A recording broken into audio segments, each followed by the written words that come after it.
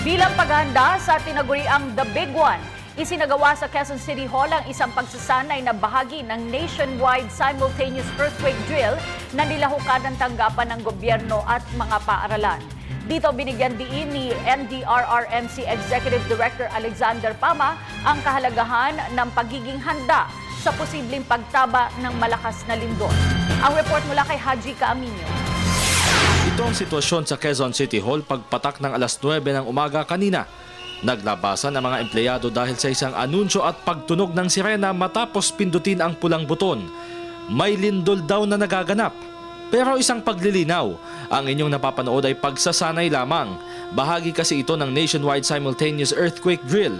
Lahat ng proseso ay pinagdaanan ng mga lumahok sa drill, mula sa tinatawag na duck, cover and hold hanggang sa tamang pagtungo sa mga designated evacuation areas. Naroon din ang magsisilbing mga incident commanders. Nandito po tayo ngayon sa designated evacuation area dito sa Quezon City Hall, kung saan makikita po natin yung mga tao na nandito nga po at nagtitipon-tipon. Bilang bahagi pa rin po ito ng 2014 National Earthquake Drill. Simultaneous po ito sa buong bansa, so sa panandaliang panahon lamang ay tumigil muna sa kanilang mga trabaho itong mga nagtatrabaho sa government offices at maging sa mga eskwelahan sa buong bansa. So ngayon, makakasama po natin si Ate Daisy Fernandez, yung isa po sa mga nag-participate dito sa earthquake drill. Ito maganda po yung programang ganito. At least ma-aware tayo bilang mga empleyado or mga bisita na pumupunta dito sa Quezon City Hall na if ever there will be incidences like this na kung sakaling mangyari, we are already prepared.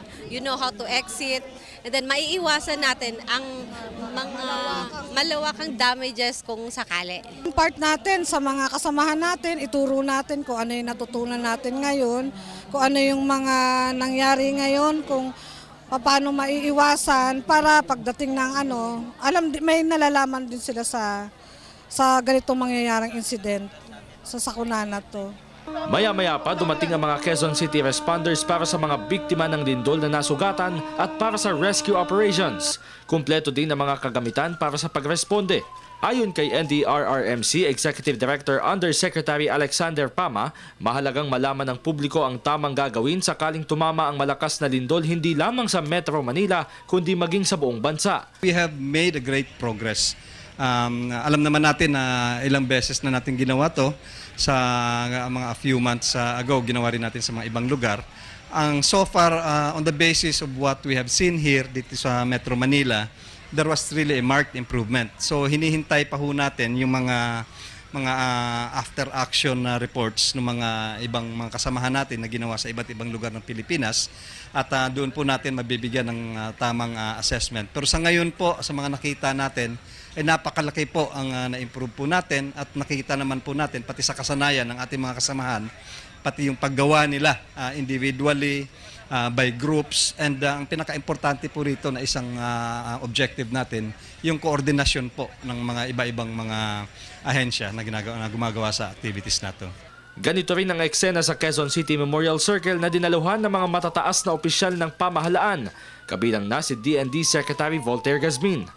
Kasabay ng mga paghahandang ito para sa posibleng pagtama ng kalamidad, isang mahalagang bagay ang kinakailangang malaman ng mamamayan.